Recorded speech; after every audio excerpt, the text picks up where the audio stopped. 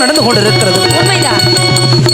ஆனால் இந்த கலியுக காலத்திலே தெய்வம் என்றால் என்ன, தெய்வ சக்தி என்றால் என்ன, தெய்வம் என்பது ஒன்று இருக்கின்றதா இல்லையா என்பதே மக்களிடத்து பிரேம் சந்தேகமாக உள்ளது.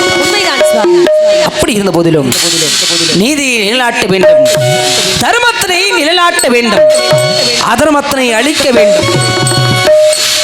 அப்படி இருந்த போதிலும் இந்த பூலோகத்திலே மாநில பிறப்பாகிய பிறந்த ஒருவன் அந்த நார்த்தாமலை எல்லைகளே தெலுங்காபுரி சீமையிலே கூத்தாச்சி பள்ளம் கோபுர கத்தல சங்க வனத்திலே மயூசரன் அரக்கனாகப்பட்டவன் வாழ்ந்து வருகின்றான். அந்த மயூச அரக்கனாகப்பட்டவன் ஒரு நாள் சமயம் இந்த சிவனுக்கு எதிராக அவன் அக்னி தபம் ஒன்று புரிந்தான்.